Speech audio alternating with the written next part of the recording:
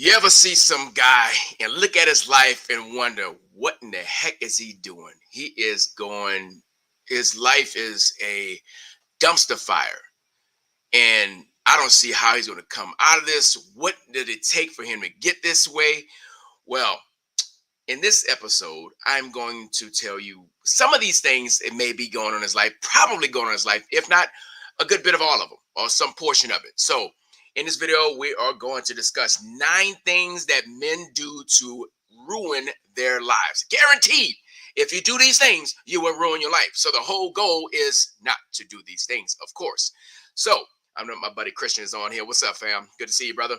Whoever is here, of course, if you're on live, love for your interaction, your comments to help me articulate and discuss this live and participate in the conversation. So if you haven't yet, subscribe to the channel. We're going to grow and do more big things as we go. Like this, comment, share, do all the YouTubey things, and pass it on to your peeps. So love to hear from you. And ladies, if you're watching this, yes, this could be for the men in your lives. This may be one to share with some young men. This is for old men too, because it's never too late to change. But some of these things can actually be prevented if thwarted at the early stage of life to itself. So let's get into it, guys. Once again, you look at life.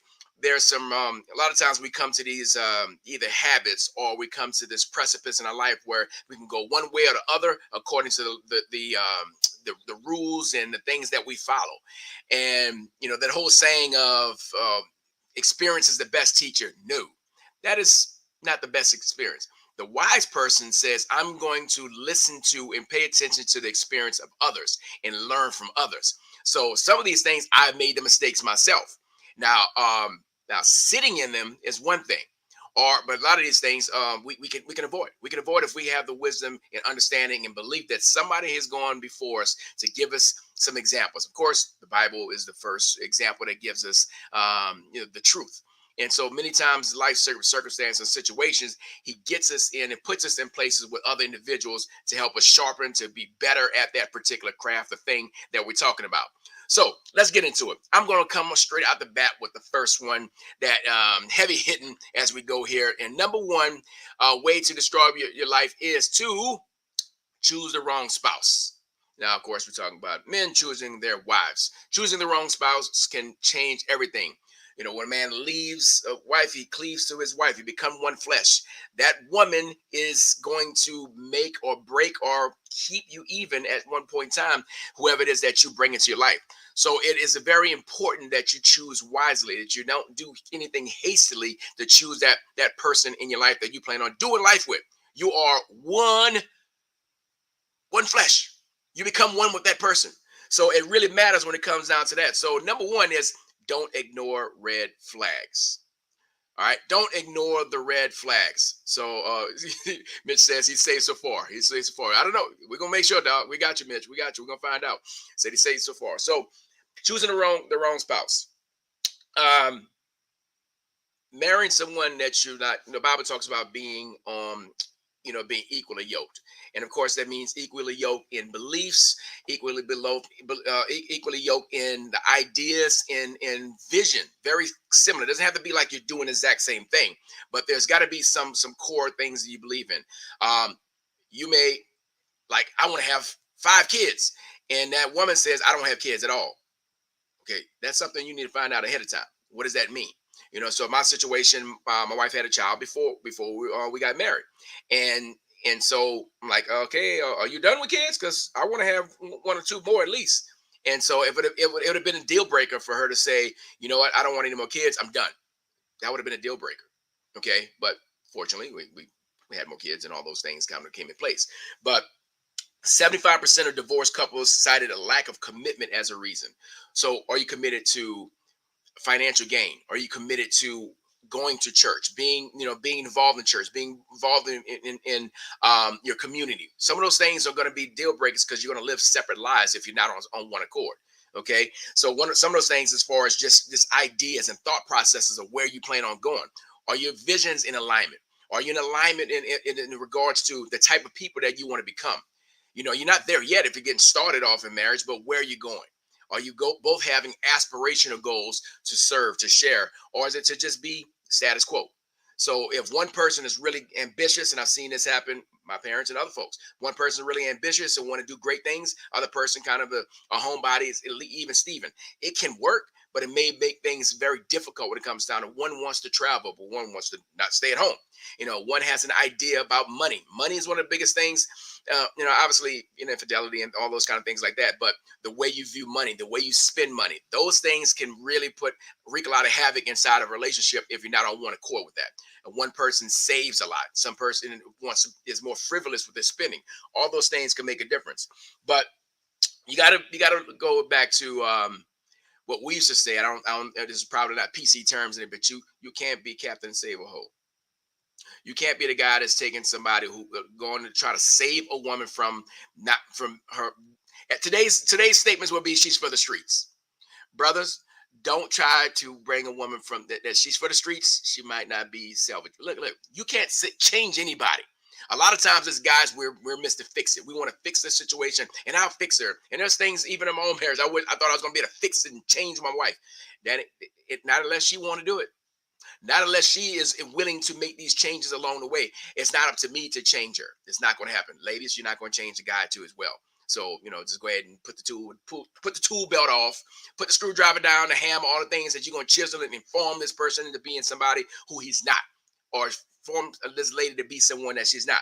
If she's for the streets, she's going to be for the streets. Okay, so don't think that this person. Now, once again, anybody can change. Anybody can start growing and moving into the person they want to become a better spouse. But there's some things that we can't ignore the red flags. What things you're going on? Pay attention to her parents and her family. How do they interact? How do they relate? Because at least up until 18 years, this interaction is going on in that household. Fellas, pay attention to your mama. You got to look at her mama. How does her mama respond? Because she's going to be little mama. There's going to be versions of her, of her mother inside of her in some form of fashion, even if she wants to reject and be so different from that, when she wants to be different from that. Christian had a good point here, like different cultures, Christians in India, love marriage versus arranged marriage. I know in Old Testament, as far as me being a Christian believer, Old Testament, a lot of those marriages were arranged. I don't know in your culture itself if that is something that is arranged. But I haven't been a part of like an arranged marriage itself. I know it is an agreement. There is a covenant that takes place. So there is an agreement that happens when it comes down to that. But I believe it should be founded upon love. Now, at the same time, you can't just be about love. It has to be certain things around it. So I don't know culturally, as far as arranged marriages, how that actually comes about in regards to the longevity and how it works or whatnot too. So unfortunately, I'm not familiar enough with that because, said in the States, we don't really, that's usually not, in most situations, that's not the norm. So I'd love to hear your perspective of what you see culturally wise, if that's something that you guys see, because I can't speak on that right now. Say Jim Bird is chiming in and says 52 years in, we didn't know what we didn't know, and only the Lord brought us through. Yes, a great point. Look, when you get, just like with anything you start new, you don't know what you're doing. You have an idea how to be a husband. You have an idea how to be a wife, for women, but you don't know. You only have experiences from friends, family, your parents, her parents. But at the same time, you're going to learn along the way. I'm sure Jim would share after 52 years, there's things he knows now that he wasn't quite so wise on 51 years ago. So there is growth, there is change, there is some grace that happens along the way. But there are certain things you got to make sure you're not getting married for the wrong things. Like, you're prioritizing lust over love. Guys, make sure that the little head is not overcoming the big head. Making sure you're not allowing the lust to take place. Unfortunately, I did not come into my marriage pure. I wasn't a believer in Christ until 24. I was a little bit wild and did, I was promiscuous before I got married. I value and love and really know and understand the reasons why you should save yourself for marriage. There's no comparisons. There's no soul ties from other individuals. There's no things that interrupt the beauty of two people who are pure coming before each other. I did not have that. My wife did not have that either. That wasn't our history. But there's a part of it where you're thinking, because I don't want to burn with lust, so I've got to get married. Yes, Paul talks about that. There's a portion of that, but not because I don't want to burn with lust, and I've been struggling with porn. I've been struggling with lust, so I'm just going to get married and it's going to fix it. That will not fix it. All right, getting married, if you are fighting against pornography, you're fighting lust, marriage does not change that. I thought the same thing. Now it's pure. I'm married and everything's going to be good. No more porn, no more this and that. But not long into my marriage, I realized where porn still came back in. Okay, so that doesn't fix it. That's that relationship with God that you have to allow him to, you pursue the healing that it takes place to get through that kind of situation itself. So that doesn't fix it. Okay, so you got to make sure we're not making decisions out of lust and not looking at love. So there's portion of that paying attention to what is it about with the spouse. Are you making decisions out of the wrong head versus this head? Okay, keeping it real. All right, so that's number one: choosing the right spouse or choosing the wrong spouse. You will destroy things. You choose the wrong spouse. All right. So number two, choosing the wrong friends. Okay, choosing the wrong friends can break you. All right, it can actually destroy everything if you have the wrong people around you. So sometimes that even is in your family. There's certain folks that you can't allow get so much access to you. I've told my kids this many times. It's not always your friend. It's the friend of a friend that can get you in trouble. Let me tell you a story. Back in high school, went to a house party back in New Orleans, and my boy Tootie, it was his boy. I didn't really know him. I knew of him, see him around, whatever, but he came with us to the party. So not knowing, what he was about. So we went to this party. He's drunk, and he goes, and I guess he had a gun that he had in his jacket back in the day when we had starter jackets. If you remember those days, I guess he had a 22 that he had in his jacket, and it was missing. Whether he had it and lost it, or he never had it, or somebody stole it, we don't know. But he goes in the party.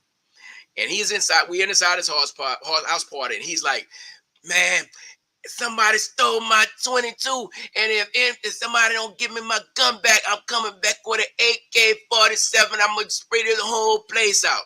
I'm like, "Yo, get your boy, too. Get your boy. He's speaking reckless right now. Get your boy, because they all know we came together." He's still running his mouth like, "Yo, chill, dog." I don't, you know what I'm saying? But he running his mouth. I don't know him like that. I know my boy was not going to do this, but my boy's boy, I don't know him. So he running his mouth. Now, here's the thing. In New Orleans, a lot of homes have burglar bars. This home, like he's talking, I'm looking around. Every window has burglar bars on it. So if something popped off, only way to get out is the front door. Now, they had a back door. I have no idea how he could have got out of there, but this is what's going on. He running his mouth. Dude goes next door and comes back with an Uzi. An Uzi. Now, I ain't grew up in the hood. Real talk. You know what I'm saying? I came up in a lower middle class household. I had a dirt bike and a pool. So I don't have the story of I had to sell drugs to make ends meet. I had to be on the block. That's not my story. All right. We did well. I never went without. Okay. He comes back with the Uzi, puts my boy's boy on the front door, closes the door, has him against the front door with Uzi in his chest. Talking all that mess. Now, guess what? This is the only way out. And we're in this party. This dude could have got us all killed. Okay? Could have got us all killed. They slapped him up a little bit and kicked him out the house. We all rolled out, of course, because they know we all came together. So having the wrong friends can literally take your life. The guy that you ride with that's drinking and driving. Okay, we talking that's someone on a tragic side, but at the same time, you may have some dudes in your life that's like they settle for less, and they're not going to actually push you to be great. They're cool with you being just a regular average cat. They're not looking for you to step out and do great things. If God's calling you to do great things, okay, so you have to be careful of that. So that's what I'm talking about right now. Christians asking, how do you get out of peer pressure? Is it good or bad? It depends on what that pressure is. If the pressure is to say, Christian, you're gonna do well in school, you're gonna handle your business. I see you making some bad mistakes. Hey, I'm checking you on that, dog, because you're my boy. Iron sharpener. That's what we're talking about. Somebody who's a peer, an iron sharpener, somebody who's gonna step in and call you out on your mess, and hold you accountable to a higher standard. And the other folks are crab mentality. Some guys want to bring you down. Some guys want to do that. So, it says in 1 Corinthians 15:33. Do not be misled. Bad company corrects good character. So bad company will make your character off. Good company will raise you up. It will elevate you. It would have you rise up to your level, the next level of your potential. So having the right folks that believe in your dreams, folks that are going to talk trash in your face, but build you up and edify you when you're not around. Like talk all nothing but good stuff when you're not around. That's the kind of cat you want to have around you. Okay, so watch the friend of your friend. If you don't have the right people around you don't have accountability. You don't have folks that are going to push you. Some guys that's in your spot. There's guys right now that I know will call me out on my mess, and they'll say you're selling short. Hey, where's that program you said you're going to do? I got cats that can do that. You said you're going to launch this. Where you at? And I do the same thing, obviously, for my clients, and some of my friends do as well. So have folks that's going to sharpen you and is going to bring you around. So if you got some bad cats around you, it can definitely bring you down because you're going to settle. One thing when I went away to school, so I'm from New Orleans, I went to school in Pittsburgh, and that whole year, first year of me being away, and I came back, some of my friends who stayed in New Orleans, it looked like 2 weeks passed in their lives. Like they were doing exactly the same thing when I came back home. It felt like 2 years passed in my life because I was in an environment that got pushed. I was outside of my comfort zone. I was outside of what was familiar being in Pittsburgh. I was forced to mature and grow and become a new person. So that's what it took. It took me to be in that position, in that environment to get pushed. Okay. So that's number two. Number three, settle. I want to key on that word settle in the wrong career. Settling in the wrong career. Okay. We can get real complacent and easy to go into the wrong career. So we may choose something that's comfort and familiar versus something that's challenging and that's pushing us and it's really digging into our gifts and our talents and our strengths. But we can settle for something for the wrong reason because, but it doesn't inspire you. There's nothing aspiration about it. It's a paycheck. You're just kind of going through and, clicking off the boxes as you go through it itself. Here's a stat for you guys. 80% of people worldwide, 87, let me slow down. 80, I have no coffee or caffeine in me. I'm just excited. 87% of people worldwide disengaged at work. They're disengaged in their job. 87%. That means only 13% of folks are walking around actually locked into their work because they're just doing it. They may have chosen a profession because it seemed like good. I like animals, so I think I like puppies, so I'm going to be a veterinarian. But you don't even like blood. You know what I'm saying? We're choosing certain occupations for the wrong reason. Sometimes you're doing it because this job pays a lot of money. And I want to be in something that pays me well, but sometimes, I can make a lot of money in this, but you don't have an interest. You don't have a passion for that. There's nothing that lights you up about that, but it gets good money, pays bills, and that's it. Meanwhile, your soul is dying. You're dying on the inside because it's not something that lights you up. It's not something that invigorates you. You're not enthusiastic about this profession, but you're doing it because this is what I've always done. I went through school for this degree, so I've got to use this degree. No, you don't got to do nothing. That's just 4 years in the scheme of you being on this earth, 75 plus, 80 plus years. 4 years ain't nothing. Okay? So it's okay for you to pack your bags and move from that thing and start something new. That's based upon your calling, your gifts, your talents. A man's gift will make room for him and will bring him before great men. You may be operating in a job, and that's wrong with a job. There's some things that are some jobs that are great and it fills your soul, it fills your cup, and you do meaningful, impactful work. But for many of us, we're settling for things that are playing short. We have to be honest. Are you playing short in what you're doing? Are you just settling for something like that? So it's not about just doing it for the money. It's not just about that because it's not about the love of the money. Now, don't get it wrong. Don't get it twisted. I want a lot of money. I don't love it. It's the love. It's the passion for it. Okay, so it's not that part of it. So part of that is also ignoring your calling. You may be feel led. The Holy Spirit is guiding you, and there's certain little we call them, my wife and I call them God winks. Certain things that happen in your life that reminds you of what you should be doing. What career or what side project or passion project or ministry or whatever it is that you're feeling led that you're supposed to do, and you're just selling short for that. So you can't ignore your calling. We are called to conquer our calling. What is it that God says we're supposed to do? The kingdom, the king's dominion. He's the king, but he says the king of kings and lord of lords. We are the second. As men and women, you're the queen of your scene. King, men, we're supposed to be the king of our domain. King's dominion.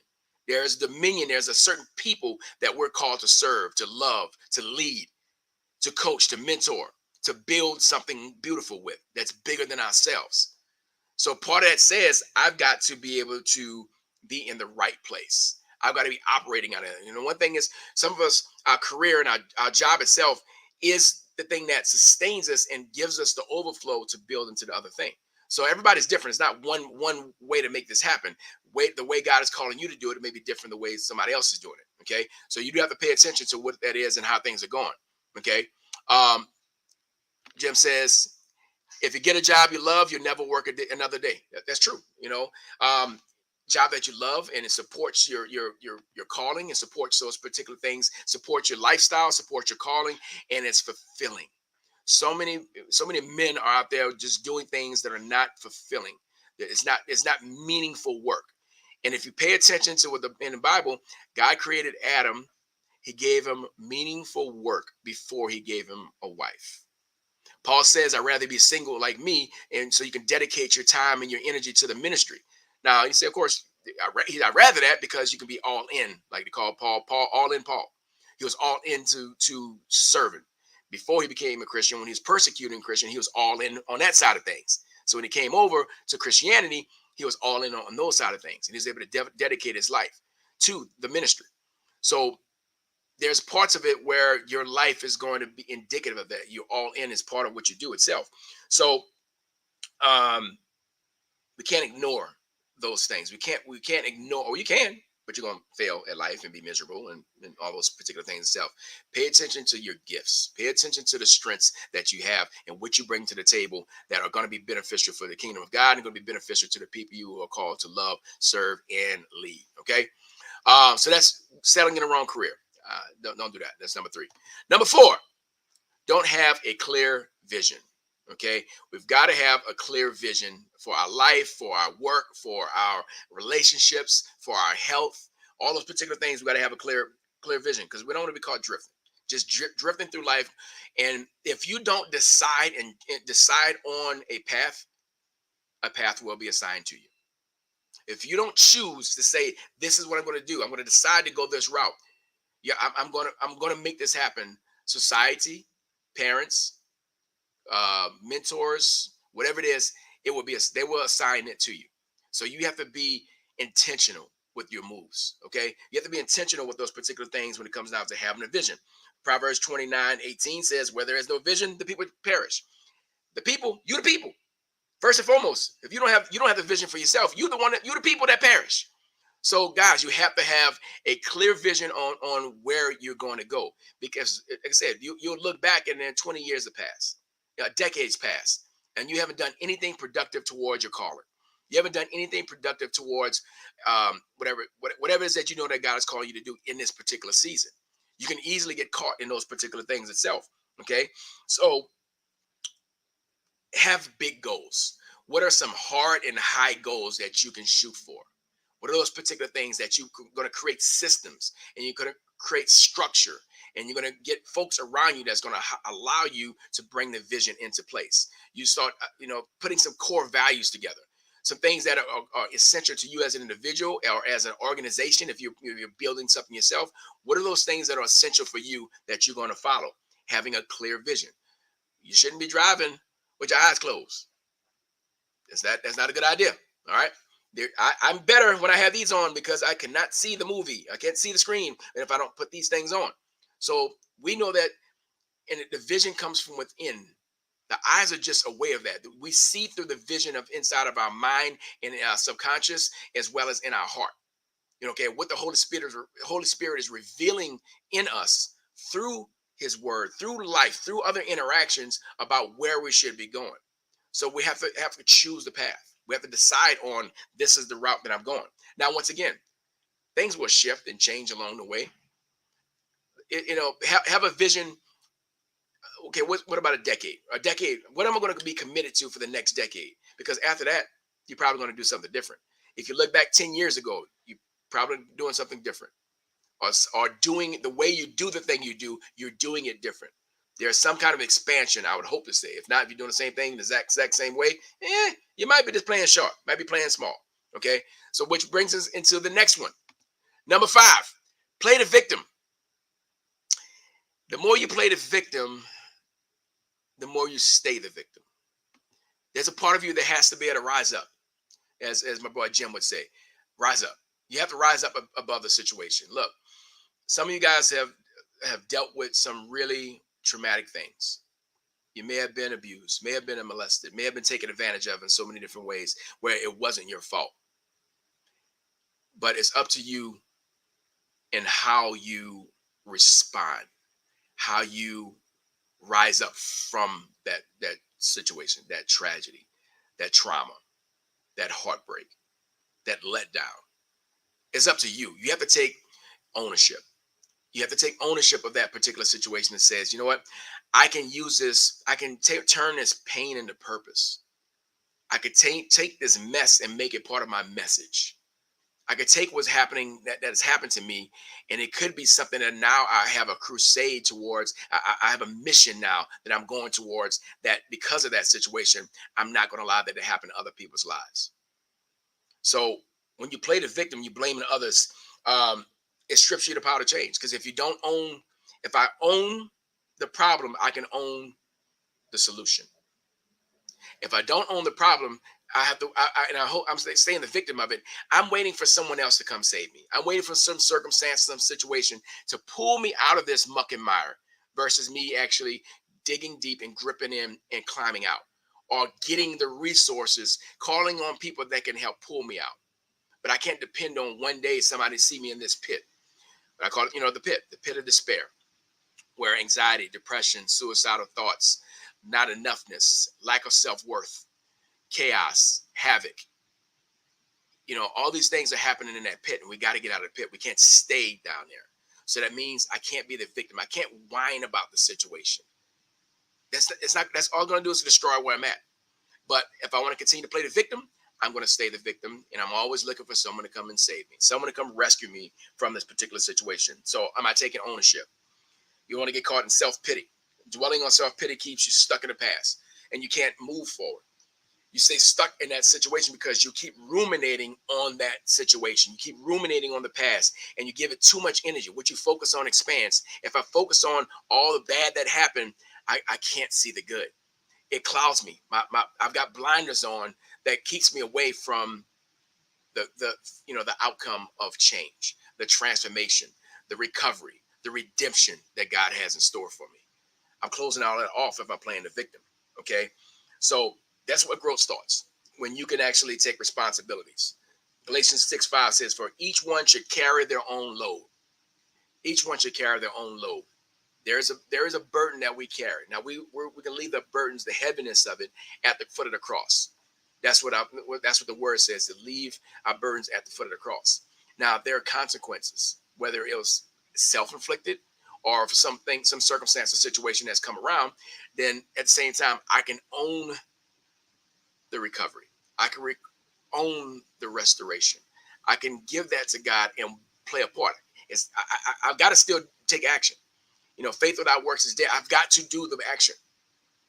The works is going to show that my faith is in the change, and the belief that God is going to provide. He's going to provide a way of escape. He said he'd make a way of escape. So I got to believe that.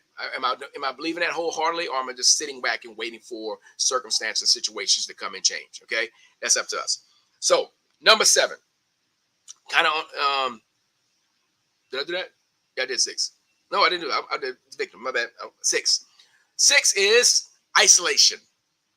If you want to ruin your life, destroy your life, isolate yourself. Play the lone wolf. One of the reasons why I focus in on lions and Lionheart, because the lion is smart enough to know that his strength is in the pride of lions. The strength is in not just in himself, but it's in his crew. It's in the other lions that he has around him. Like we talked about before, your environment, your friends, choosing the wrong friends, having the right people that ride or dies, the people that are going to be there for you, with you, and doing life together. These are the folks that I want to have around me. So I can't isolate myself. Okay. Every man needs three types of men in his life. Someone who's above him, not above him in status or structure, anything like that. I'm talking about someone who's above him, someone who's gone before him. If you want to do that, use that kind of word verbiage. Somebody's going before him already. Somebody's ahead of him in life that can share and pour into him. That's above. On the same level, every man needs an iron sharpener or a group of iron sharpeners, people that will like at the same level, striving for the same kind of things, looking to make things in the move, but you're on a very similar level, and they could actually sharpen one another. And then someone that's behind or beneath, you're not to say beneath in status, but somebody who you can pour into, because part of this is contribution, to be able to contribute to others. So we need to have those three individuals. Every man needs that. Somebody who is ahead of him, someone's behind him, and someone's on the same area, same path along the way. So iron sharpens iron. You hear me say it over and over again. We need to have that because it helps with, if you're by yourself, isolation, you're weaker. No one can have your back. No one has your six. Okay, you become weaker along that. You're vulnerable to attacks from yourself. Sometimes it's the attacks are not from the enemy out there. Like I like that meme where like, oh, the devil's busy, and the devil's like, nah, that's all you, dog. That you're doing that yourself. I ain't taking credit for that one. That's all you. So it could be the attacks from the outside, but a lot of times it's internal attacks. Where we let our mind go in areas, and let where our emotions go in certain areas that keep us from going what we need, doing the things we need to do. Okay, so no lone wolves. All right. If you don't have folks around you, you can easily lose perspective because you don't have any insight, any input from other individuals. I have coaches, I have mentors. I've always had the last 12 years or so. I've had at least 1 to 3 coaches or mentors in my life at the same time. I will always have somebody that can call me out, that can guide me, that can put me back on track. Is the same way I do with my clients that I work with. I need to have those individuals. So the perspective is different when you have those individuals. The accountability that it takes having someone in your life. So be careful of putting the isolation. That's what men do typically. It's real easy. Life hits the fan, things get hard, and I just retreat and not isolate. We do it in our marriage. Typically, we can do it in our marriage. We can do it in our key relationships. We do it in our church. We may isolate from work stuff, find ways to not show up. And it's a slippery slope because we can get in the momentum of going the wrong direction and isolate. Next thing you know, you put yourself there.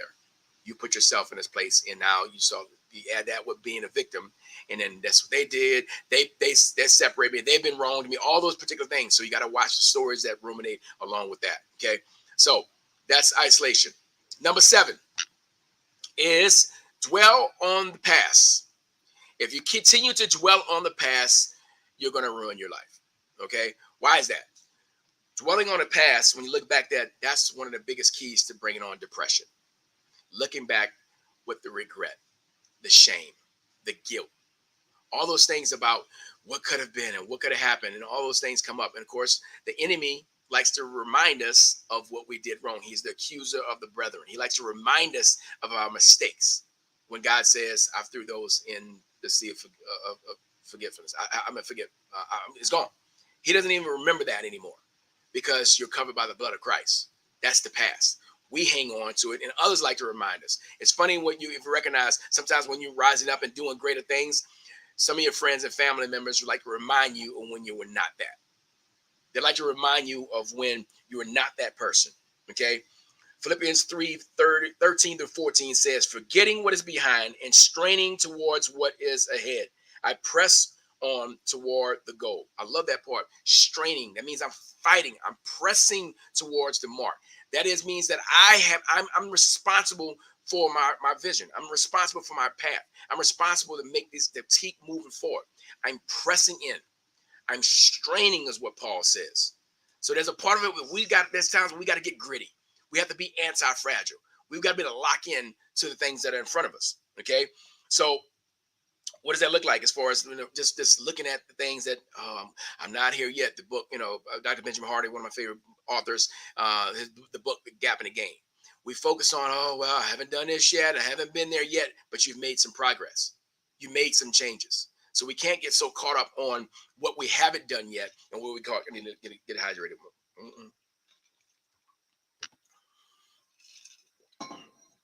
Rob's in the house. What's up, Rob? He said, good stuff. Listening while doing a sprint endurance workout. Let's get it, Rob. Love it, dog. I'm glad. Thanks for chiming in. Hopefully this gives you some inspiration to go a little faster. That's what I want. Don't pull a hamstring, though, dog. Don't pull a calf or a hamstring. All right, keep moving. Appreciate you here. All right. So not dwell on the past. You actually can be in bitterness and resentment also because of your past. We've got to be able to forgive ourselves, forgive others, whoever may have done certain things, and just know that some of the, if you take on the philosophy that I never lose, I only win or learn. The only time you lose from the things in your past is if you don't learn a lesson. We've got to learn the lesson. That what is it? That the pain will leave when the lesson has been learned. So the pain of that situation, have you learned it yet? If you haven't learned a lesson in school, what do they do? You have to repeat it. You have to repeat the grade, repeat the subject, whatever it may be. So there's a part of it in the process of life that that test is still going to be there. We've got to pass it. We got to pass it. So, but what things are we leaving in the past? Because once again, we don't want to walk in anxiety and depression and things of that sort. So that is number 7 is dwelling in the past. And to complement that is number 8. If you worry about the future, you're going to destroy your life. You're going to ruin your life if you're constantly worrying about the future. Because guess what? 85% of the things that you worry about will never happen. 85%. Majority of the things that you worry about will not happen. So, dudes, why are you holding on to these burdens and things? Well, it could have been this. Playing a what if game. The what if game is very, very slippery. But what if this happens? And what if she does that? And what if he does this? And what if that happens? You're just running a spiral of what ifs that do nothing but bring on anxiety. So when other one, like I said, focus on the past brings on depression. Worrying about the future is what brings on anxiety. Like, what if this happens? That scripture that says, I can't go outside. What if I go outside and there's a lion outside? Yeah, there's a lion. I'll get eaten up. They're lying out there. Folks sitting in America worrying about a lion outside. Like, look, bro, you ain't gonna have no lion outside unless you're at the zoo. Ain't gonna happen. Now, you in Africa, you in some other places where there are lions, there's a chance. But ain't no lion outside. But we're worried about what's out there. Okay? So you get caught in overthinking, paralysis, analysis paralysis, all these particular things, and get stagnant and not take action towards your goals, not take action toward your calling. You're not conquering your calling. You're just allowing it to one day, eventually, come into fruition. And it's not going to happen unless you take the actions for it. So worrying about it ain't gonna help. All right. You go, are you a warrior or a warrior? It's up to you. You choose that. Okay.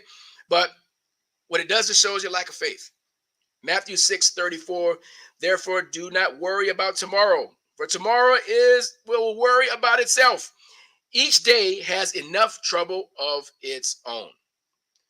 Adding to that, if you faint in the day of adversity, your strength is small. Again, I don't know what the reference is, but that's just in my head.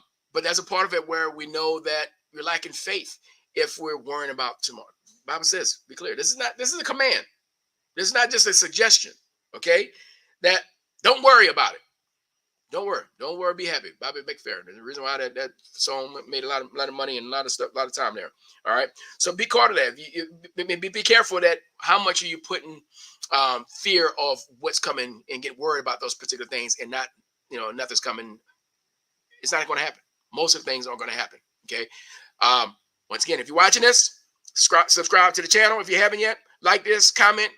If you're live, I get to interact with you live, so be there. But of course, you're watching later on, do all the YouTube things. Pass it on. They say pass it on some young men or men that could benefit from not ruining their lives. So pass it on, guys. So that's number 8. Last one is number 9. You look for happiness in others. You're looking for external happiness, for other things that bring you happiness. Now, people say, "Oh, happiness is temporary." Ain't no wrong with happiness. Happiness is good. Now, yes, joy is sustainable. Joy is something I want to be in more, but that's a part of it. I see you, Christian. All right, brother. So there is a part of looking for the external validation, looking for external sources, and like mostly it's in people. We look for it in people and circumstances to bring this happiness. It's kind of one of those things like we're talking about the future. When this happens, then I will be. When I get to this, then I'll be. When I lose this amount of weight, then I'll be happy. When I get this amount of money, when I land this kind of job, when I get married, when I have kids, when I get the motorcycle, when I take this trip, then I'll be happy. Happiness is not the destination. Happiness is the choice in the moment. I choose to be happy. I choose to be joyful. I choose to not just be joyful, I choose to bring the joy. Like I'm bringing the joy to the atmosphere. I'm bringing the happy. I'm bringing the enthusiasm to the atmosphere. I'm choosing to do so and not relying on someone else to edify and build those particular things up. That's a choice. Okay. That's it's a choice for us to say, I'm going to bring it. I'm going to bring it from the internal, but I'm also going to do the things necessary for me to do that. So if you're looking for external validation, it's like you're constantly chasing. You're always in pursuit of happiness, like that movie says. It shouldn't be a pursuit of happiness. It's the happiness in the pursuit. It's the joy in the pursuit. It is the godliness with contentment brings great gain in the pursuit.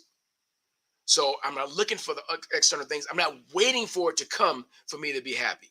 I'm not waiting for it to come for me to be joyful, to be content. I can be, like Ed Milet says, blissfully content. No, blissfully, how would he say it? It's like discontented.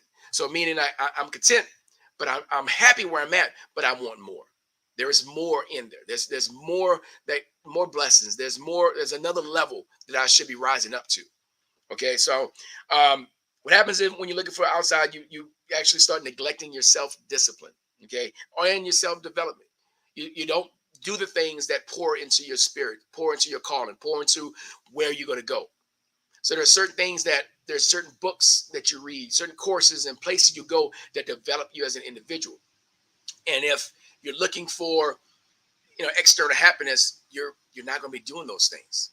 You're not going to be actually having the disciplines necessary to make it happen. Okay.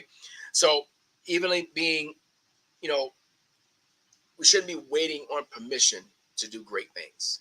We shouldn't be waiting for permission to step into our greatness, to step into our calling. Okay. You have to be the one that says, I'm moving forward. I'm moving forward. I'm making the moves, and I'm doing. See, when you're doing something that is in alignment with your calling, with alignment with your divine purpose, your divine mission, then it's going to pull you forward. That vision is going to pull you towards it. There's an energy that pulls you towards it versus being anchored down by the past. So that's a choice to say that I'm going to be enthusiastically looking for the movement forward, and I'm going to choose joy in the midst of it. Jeff says a man is about as happy as he makes his mind up to be. Absolutely. Like I'm going to be all the happy that I can get. I'm going to take all of it. I'm going to take all the happy that I can get. I'm going to choose to bring it in. I'm going to choose to accept it.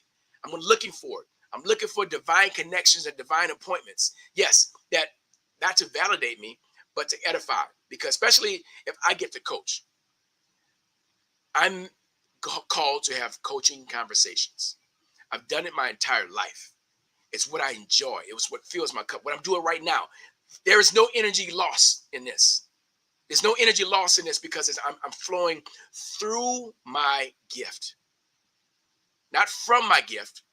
If it's from, there'll be a loss. The energy is flowing through me. The wisdom, the experience, the study, all the things that I can do to serve people in coaching conversations. What I work on to become masterful. Okay. So there's a portion of that says, yes, I'm going to choose to be happy. Even today, like I can choose what I focus on expands. I can choose to say, oh, I didn't sleep well. I didn't do this. Now, oh, what I didn't do. I'm going to focus on what I did do. I'm going to focus on what I want to bring, what kind of happiness I'm going to bring into this day. Christian says, some people say we should be satisfied from what we have, but some says that satisfaction stops your growth, which perspective is right. The perspective you choose. If I lay the number 6 down, for me, it's going to be a 6. It's going to be 9 for you. If you're standing up across from me, where I stand is going to be the perspective I choose. So once again, you don't have to ask for permission to make a decision. You don't have to ask for permission to make a decision itself. The Bible says, godliness with contentment brings great gain. So there is a gain. Paul says, I know how to survive when I have a lot or a little, a bound or a base. He knew how when he was in prison or when he was sitting comfortably and outside of a prison. So there's a part of us where that I'm good no matter what. I'm good no matter what. But I have aspirations to have an abundant and full life, like in John 10:10. For me, that is wealth is part of that, because some people want to make $1 million. I want to give $1 million away. So there's a portion of wealth that I know I'm called to be a distributor of wealth. I'm going to be a person who can write checks, who can send off money. I do it now, but it's at a smaller scale. The more I get, the more I'm going to be able to do those things. So for me, that's the calling itself. So I am content with where I'm at, but at the same time, I know I'm only scratching the surface. I'm still playing small, Christian. I'm still playing it small. There's a bigger level. There's another level of me that has not been elevated yet. Right now there's 4 people live. And early on, I got about 7 or 8 people live that was on this deal. There'll be a day where I'm gonna be more impactful because there'll be more people here. I've got 200 and something subscribers. That's it. I'm just getting started. I'm just getting started. I'm not that good at YouTube yet. I'm not, but I'm going to get better. And the better I get, I'm not content with just this part, because I want to make a bigger impact on life. I want to leave my dent in the universe for the people who I'm called to lead, for the men that I'm called to lead, to help them in their particular lives. So when most entrepreneurs are focused on their business, I know that the business is not the problem. It's the personal problems they have that show up in their business. So that's me working on their mentally, physically, spiritually, emotionally, and financially, on the emotional side, the mental side, the connection side, the relationship side, the fit body side. All of those things are going to contribute for them to be more than conquerors. So I need to do that on a higher level. My goal is to be on a stage of 4,000 men speaking, to have books, to have certain things that are going to be more impactful. So I don't want to die when I'm only scratched the surface. I want to die on empty. I want to exhaust every single gift, every single opportunity that God has given me. I want to exhaust those on the day I leave this earth. I haven't done that yet. So part of it is like there's growth, there's change, there's exponential growth and change that's got to happen in my life.